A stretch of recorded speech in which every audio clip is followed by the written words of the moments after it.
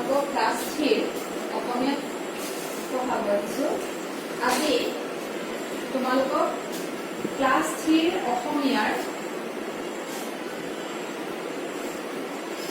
11 number পাঠটো বুজাব লৈছো। ইতিমধ্যে 10 নম্বৰ পাঠলৈকে পঢ়োৱা হৈ গৈছে, নহয় জানো? আজি তোমালোকক 11 নম্বৰ পাঠটো 11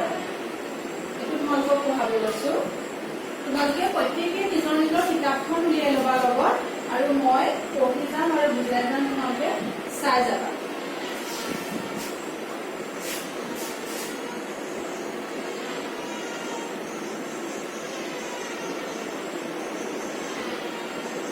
ক্লাছ 3 মই আছামিজ ক্লাছ কৰিছো।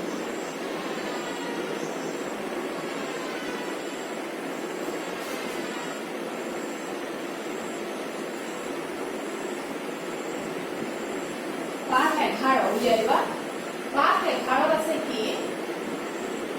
আমি তিনিটা ব্যঞ্জন বৰ্ণ পাম ইয়াত, বৈদ্যজ, ঝ আৰু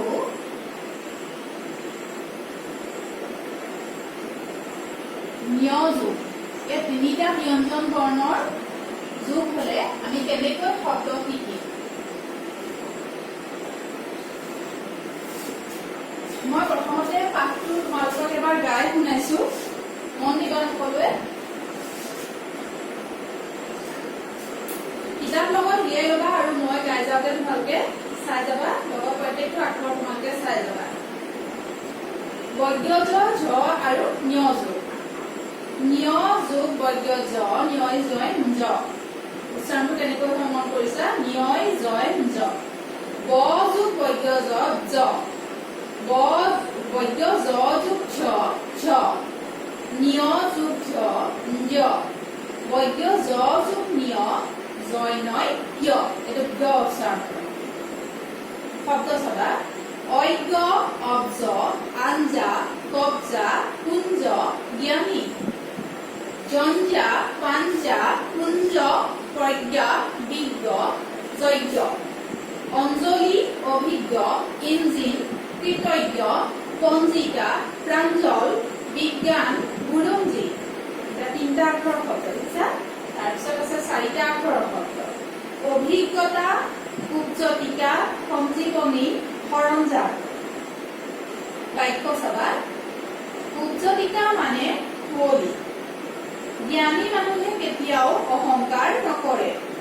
আমাৰ দেশৰ বেছিভাগ ৰেলগাড়ী ডিজেল ইঞ্জিনেৰে চলোৱা হয়। বয়স বঢ়াৰ লগে লগে মানুহৰ অভিজ্ঞতা বাঢ়ে। বুৰঞ্জীত অতীতৰ সঁচা ঘটনাৰ বিৱৰণ পোৱা যায়। আমাৰ স্কুলত কেইবাজনো অভিজ্ঞ শিক্ষক আছে। বিজয় আৰু সঞ্জয়ে পাঞ্জা খেলি আছে। আজিৰ যুগ বিজ্ঞানৰ যুগ। কিতাপখনৰ ভাষা বেছ প্ৰাঞ্জল।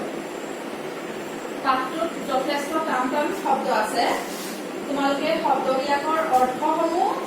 গোটেইখিনি এতিয়া নাজানিলেও হ'ব, কিন্তু তোমালোকে শব্দবোৰ উচ্চাৰণ আৰু কেনেকৈ লিখিব লাগে সেইটো ভালদৰে জানিব লাগিব। এতিয়া চাবা কি আছে, ঞ যোগ বৈদ্যজ, হয়নে?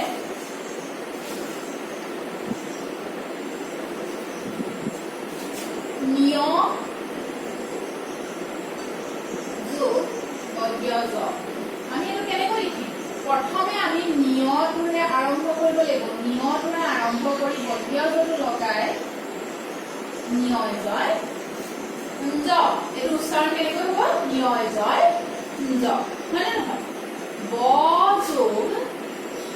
বৈদ্যজ, বয় জয়। বটো লিখি লগত জটো লগাই দিবা। বয় জয় জ। বৈদ্য জ যোগ ঝ। বৈদ্য জ যোগ ঝ হলে ঝ। জ্ঞ উচ্চাৰণ অলপ জোৰ দি উচ্চাৰণ কৰা হয়, মানে বৈদ্য জ আৰু জ দুইটাৰে একেলগে উচ্চাৰণ কৰিলে অলপ জোৰ দি উচ্চাৰণ কৰা হয়। জয়, জয়, ঝ। ঞ যোগ জ, ঞ যোগ ঝ কি হব? ঞটো ওপৰ লিখি তলত লাহেকৈ অলপ সৰুকৈ ঞটো লিখি জটো ন্যয় জয় জ বৈদ্য জ যোগ ন্য এইটো কেনেকৈ হ'ব এইটো বৈদ্য জ যোগ ন্য কৈছে মানে নহয় আমি বৈদ্য জটোৰে আৰম্ভ কৰিম বৈদ্য জটো আমি এনেকৈ লিখো নাই তাৰ লগত নিয়মৰ বিধি যে থাকেটো লগাই দিলেই হ'ল এতিয়া চাবা মন কৰিবা ন্য যোগ বৈদ্য জ আৰু বৈদ্য জ যোগ ন্য এটাত ন্যটো আগত আছে বৈদ্য জটো পাছত আছে ইয়াত আছে কি বৈদ্য জটো আগত আছে ন্যটো পাছত আছে দেখিবলৈ একে থাকে কিন্তু সম্পূৰ্ণ বেলেগ উচ্চাৰণো বেলেগ হয় আৰু লিখাত যেতিয়া আমি শব্দ ব্যৱহাৰ কৰোঁ তেতিয়া শব্দটো বেলেগ ধৰণৰ হয় উচ্চাৰণটো হ'ব এটা সকলোতকৈ মন দিবলগীয়া কথা এইটো আৰু এইটো চাবা ন্য যোগ বৈদ্য জ হলে ন্যয় জ হয় প্ৰথমতে ন্য আছে তাৰপিছতে বৈদ্য জ আছে গতিকে কি হ'ব আমি ন্যটোৰে আৰম্ভ কৰিব লাগিব ন্যটোৰে আৰম্ভ কৰি আমি বৈদ্য জটো পিছত লগাই এনেকৈ লিখিব লাগিব তাৰপিছত আকৌ একে ধৰণৰ হয় কি বৈদ্য জ যোগ ন্য দেখিবলৈ বা শুনিবলৈ অলপ একে যদিও উচ্চাৰণ বেলেগ হয় বৈদ্য জ যোগ ন্য হ'বলৈ হ'লে কি হ'ব আমি জয় নয় জ্ঞ এইটো জ্ঞ উচ্চাৰণ হয় এইটো ঞ্জ উচ্চাৰণ হয় এইটো ঞ্জ উচ্চাৰণ হয় আৰু এইটো জ্ঞ উচ্চাৰণ হয় মনত থাকিব মন কৰিবা এটা কথা বিশেষভাৱে গুৰুত্বপূৰ্ণ কথা বাক্যটোৰ ন্যয় জয় ঞ্জ হয় আৰু বৈদ্য জ যোগ ন্য হ'লে জ্ঞ উচ্চাৰণ হয় এতিয়া আমি শব্দটো তেনেকুৱা ধৰণৰ পাৰ্থক্য পাই যাম অজ্ঞ অজ্ঞটোত কি হৈছে তেতিয়াহ'লে অ আছে লগত বৈদ্য জ যোগ ন্য আছে এইটো জ্ঞ বুলি কৈছিলো উচ্চাৰণটো হয়নে এতিয়া অজ্ঞটো লিখিবলৈ যাওঁতে আমি অ লগত অৰ লগত অ মানে অ বৈদ্য জয় ন্যয় জ্ঞ এইটো অজ্ঞ হ'ল অব্জ অব্জটো পাইছা ব যোগ জ লাগিছে ইয়াত অব্জ আঞ্জা ন্যয় জয় আঞ্জ যেনেকে অজ্ঞটো অ যোগ অ বৈদ্য জ যোগ ন্য হৈছে জ্ঞ উচ্চাৰণ হৈছে তেনেকৈ মই যে তোমালোকক কৈছিলো ন্য যোগ বৈদ্য জ হ'লে কি হ'ব ঞ্জ এতিয়া আঞ্জা আঞ্জা শব্দটোত আমি আঞ্জা এইটো ন্যয় জয় ঞ্জ হৈছে হয় নে নহয় এতিয়া ইয়াত থকা এইটো কি হ'ব ন্যটো প্ৰথমতে তাৰপিছতে বৈদ্য জ ন্য যোগ বৈদ্য জ হ'লে ন্যয় জয় ঞ্জ এইটো জ্ঞ হ'ল আৰু এইটো ঞ্জ হ'ল মন কৰিলা কব্জা কুঞ্জ জ্ঞানী মানে কুঞ্জটো ন্যটো প্ৰথমতে আছে তাৰপিছত বৈদ্যটো আছে জ্ঞানীটো বৈদ্য জ আছে প্ৰথমতে তাৰপিছতে ন্য আছে জ্ঞানী জঞ্জা জ যথেষ্ট টান শব্দ চাবা জঞ্জা জ ন্য আৰু এটা জ আছে এই দুটা পাইছিলানে ন্য যোগ জ তোমালোকক যেনিবা ক'লে কোনোবাই যে প্ৰশ্ন আছে ন্য যোগ জ এই যুক্তাক্ষৰটো লগাই এটা শব্দ লিখা ইয়াৰ এটা শব্দ তেতিয়াহ'লে কি হ'ব ঝঞ্জা মানে তোমালোকে পাঠত থকা শব্দবোৰ মন দিবা ঝঞ্জা পাঞ্জা কুঞ্জ এইবিলাকত ন্যটো প্ৰথমতে আছে ন্য যোগ জ মানে পাঞ্জা কুঞ্জ পৈজ্ঞা বিজ্ঞ যজ্ঞ এই পিছৰকেইটা পৈজ্ঞা বিজ্ঞ যজ্ঞ এইকেইটা বৈদ্য জ যোগ ন্য যোগ বৈদ্য জ যোগ ন্য জ্ঞটো হৈছে অঞ্জলি অভিজ্ঞ ইঞ্জিন কৃতজ্ঞ পঞ্জিকা প্ৰাঞ্জল বিজ্ঞান বুৰঞ্জী উচ্চাৰণৰ পাৰ্থক্যবোৰ মন কৰিছা জৈনজ্ঞ আৰু নিয়োজাঞ্জ এই দুটা বিশেষ অভিজ্ঞতা সূৰ্যটিকা সূৰ্যটিকা সঞ্জীৱনী সৰঞ্জাম এতিয়া সূৰ্যটিকা শব্দটো যে পাইছিলা সূৰ্যটিকা মানে কি বুলি কৈছে কুঁৱলী চিনি পোৱা তোমালোকে হয় নে ঠাণ্ডা দিনত কুঁৱলী পৰে যে সূৰ্যটিকা কুঁৱলীৰ মানে অন্য এটা নাম কি তেতিয়াহ'লে সূৰ্যটিকা বা সূৰ্যটিকা মানে কুঁৱলী আমি জানিলো এইটো কথা জ্ঞানী মানুহে কেতিয়াও অহংকাৰ নকৰে যিসকল জ্ঞানী লোক হয় তেওঁলোকে জানো অহংকাৰ কৰে কিবা এটা ভাল কিবা এটা আগবাঢ়ি গৈছে তেওঁ বা ভাল কাম এটা কৰিছে তেওঁ কেতিয়াও সেই কামটোক লৈ নিজে অহংকাৰ নকৰে আনে তেওঁক ভাল বুলি কয় নহয় জানো তেওঁ ভাল মানুহ বা জ্ঞানী মানুহ বুলি তেওঁ আনে ক'ব কিন্তু নিজে কেতিয়াও নিজক লৈ অহংকাৰ নকৰে আমাৰ দেশৰ বেছিভাগ ৰেলগাড়ী ডিজেল ইঞ্জিনেৰে চলোৱা হয় ৰেলগাড়ী কিহেৰে চলে ডিজেল ইঞ্জিনেৰে চলে হয়নে নহয় আমাৰ দেশৰ বেছিভাগ ৰেলগাড়ী তেতিয়াহ'লে কিহেৰে চলে ডিজেল ইঞ্জিনেৰে চলে ইঞ্জিন শব্দটো নিয় জয় জ ইঞ্জিন শব্দটো নিয় জয় জ এই যুক্তাক্ষৰটো আছে হয়নে নহয় বয়স বঢ়াৰ লগে লগে মানুহৰ অভিজ্ঞতা বাঢ়ে অভিজ্ঞতা মানে কি তুমি সৰুতে যিমানখিনি জানিছিলা এতিয়া ডাঙৰ হৈ অহাৰ লগে লগে তোমাৰ জ্ঞানৰ পৰিসৰটো বৃদ্ধি হৈ আহি আছে ধৰা হয়নে নহয় তুমিয়ে নহয় প্ৰত্যেকৰে সৰু অৱস্থাতকৈ যিমানে ডাঙৰ হৈ গৈ থাকে সিমানে কি হয় অভিজ্ঞতা বাঢ়ি গৈ থাকে হয়নে নহয় মানে জ্ঞানৰ পৰিসৰ বাঢ়ি গৈ থাকে সৰুতে ধৰা তোমাক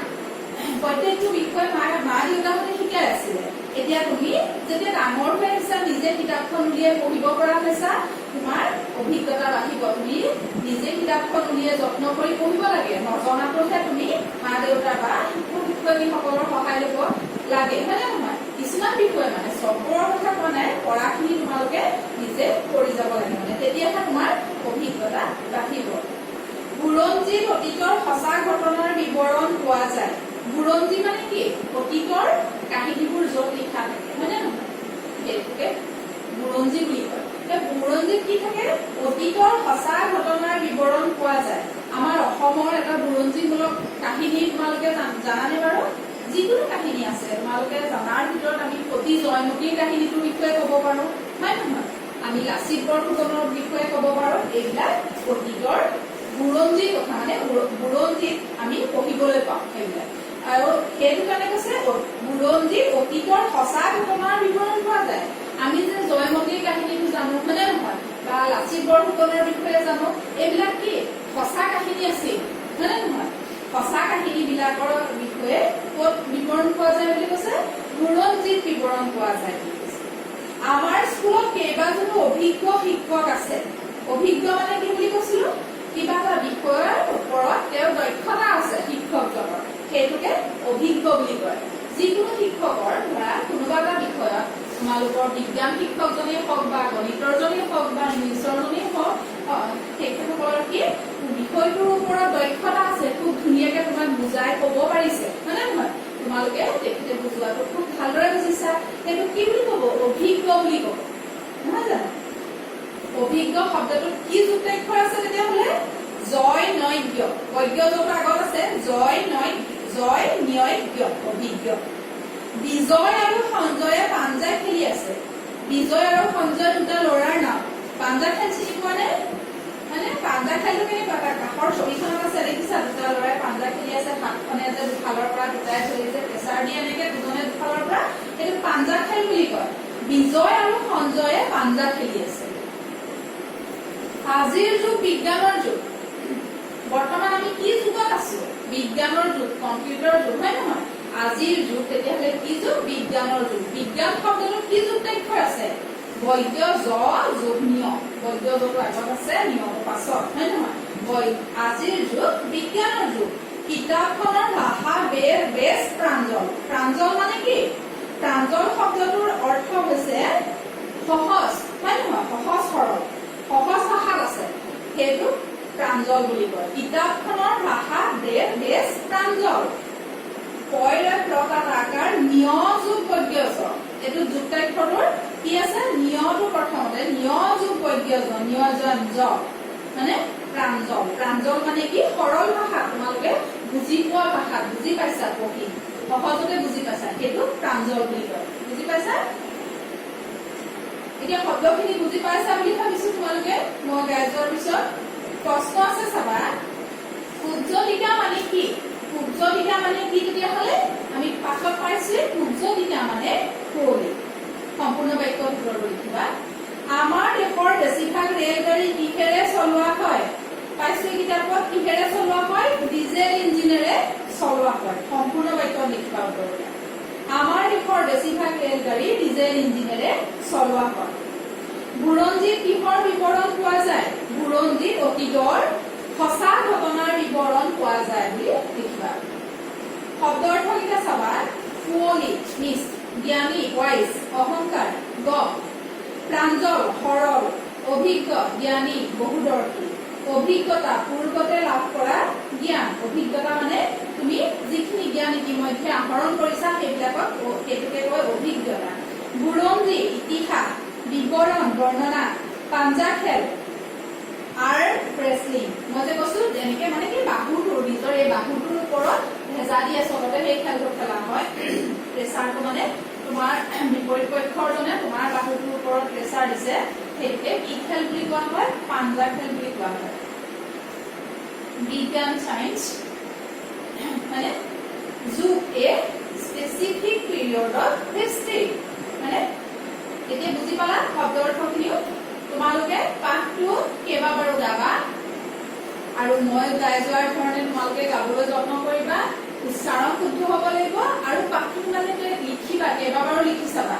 তোমালোকে নিজে চাই চাই লিখাৰ উপৰিও ঘৰত মা দেউতাহঁতক তোমালোকক শ্ৰুতলিপি হিচাপে পাঠটো দিবলৈ ক'বা শ্ৰুতলিপি মানে কি মই তোমালোকক ক্লাছত আগতে দিছিলো মনত আছেনে শ্ৰুত মানে শুনা লিপি মানে লিখা শুনি লিখা অৰ্থাৎ তোমালোকে পাঠটো এবাৰ নিজে গোৱাৰ পিছত এবাৰ চাই লিখাৰ পিছত তোমালোকে যেতিয়া শ্ৰুতলিপি লিখিবা মানে শুনি লিখি যাবা তোমাৰ ঘৰত মা বা দেউতাক সহায় কৰি দিবলৈ ক'বা আৰু তেতিয়া তুমি লিখিলেহে পাঠটো সহজতে আয়ত্ত কৰিব পাৰিবা কাৰণ ইয়াত থকা যুক্তাক্ষৰ শব্দকেইটা যথেষ্ট টান আছে হয় নহয় কিন্তু আমিতো পঢ়িব লাগিবই ভালকে হয় নহয় ভালকে পঢ়িব লাগিব এতিয়া আয়ত্ত কৰিব লাগিব তোমালোকে ডাঙৰ হোৱাৰ লগে লগে এই শব্দটো ধৰা বা এই যুক্তাক্ষৰটো কেনেকৈ লিখিবা কি সেইটো বেলেগকৈ আৰু শিকিবলৈ সুবিধা নাপাবা গতিকে এতিয়া ক্লাছ 2 তোমালোকে এই যুক্তাক্ষৰটো সুন্দৰকৈ আয়ত্ত কৰিব লাগিব এতিয়া ইতিমধ্যে তোমালোকৰ পাঠটো শেষ হৈছে এতিয়া আগতেও মই তোমালোকক পাঠটো বুজাই যোৱাৰ পিছত কৈ যাওঁ যে পাঠভিত্তিক প্ৰশ্নকেইটাৰ উপৰিও কিছুমান ইয়াত উত্থাপন হ'বলগীয়া প্ৰশ্ন হ'ব পাৰে বা প্ৰশ্ন বেলেগ ধৰণে পৰীক্ষাত আহিব পাৰে কি কি বুলি কওঁ মই কওঁ যে তলত দিয়া যুক্তাক্ষৰবোৰ লগ লগাই দুটাকৈ শব্দ লিখা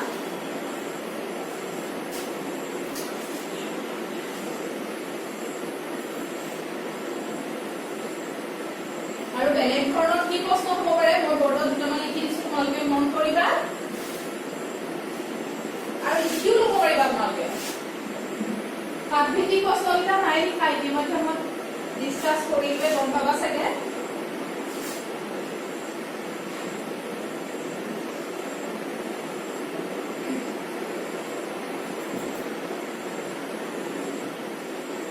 তলৰ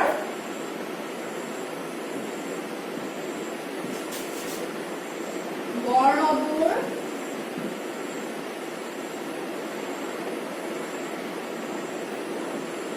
লগ লগাই শব্দ লিখা বুলি প্ৰশ্ন হ'ব পাৰে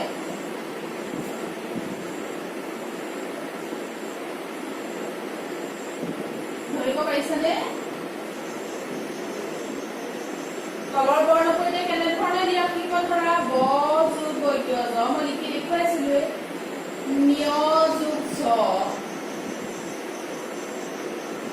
বৈদ্য জ যোগ নিয় পাৰিবা চাগে মই তোমালোকক লিখি দেখুৱাইছিলো এনেকৈ তোমালোকে বৰ্ণবোৰ লগ লগাই শব্দ এটা এটা লিখিব লাগিব তাৰপিছত খালী ঠাই পূৰণ কৰা হ'ব পাৰে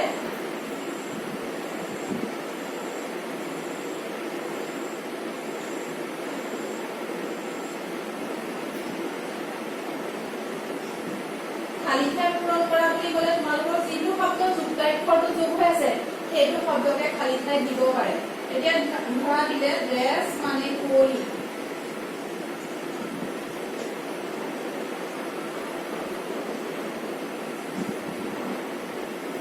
ড্ৰেছ মানে কুঁৱলী ন কি পাইছিলো আমি মনত আছিলে তোমালোকৰ কি পাইছিলো বাৰু সূৰ্যটিকা সূৰ্যটিকা শব্দটো লিখিব পাৰিব লাগিব কু বৈদ্য জয় জয় ছ সূৰ্যটিকা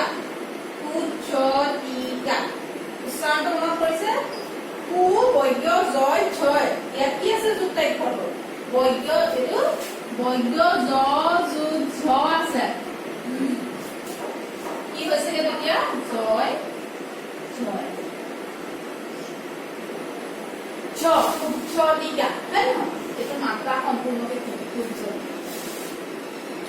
আকৌ হ'ব পাৰে কি তোমালোকে নিজেও বিচাৰি ল'ব পাৰা কিতাপখনৰ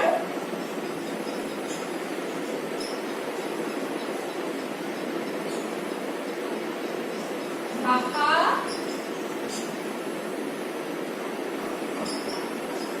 বেশ ড্ৰেছ কি আছিলে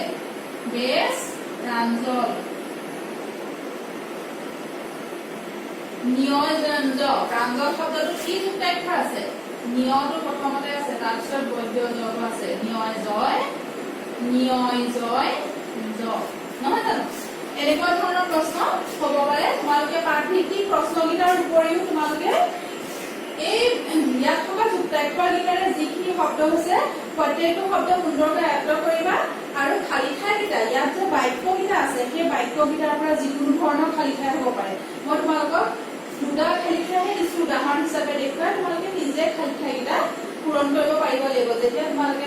পাঠটো সম্পূৰ্ণ নোচোৱাকৈ লিখিব পাৰিবা নোচোৱাকৈ মানে তোমালোকক যে কৈছো শ্ৰুতলিপি লিখাৰ অভ্যাস কৰিবা বুলি তেতিয়া তোমালোকে পাঠটো শব্দখিনি সুন্দৰকৈ আয়ত্ত কৰিব পাৰিবা এতিয়া বুজি পালা আজিলৈ তেতিয়াহ'লে পাঠ 11টো ইমানতে সামৰো ইয়াৰ পিছত মই পিছৰখিনি পঢ়াম তেতিয়াহ'লে তোমালোকে পাঠটো ঘৰত ধুনীয়াকৈ আয়ত্ত কৰিবা বুলি আশা ৰাখিলোঁ ধন্যবাদ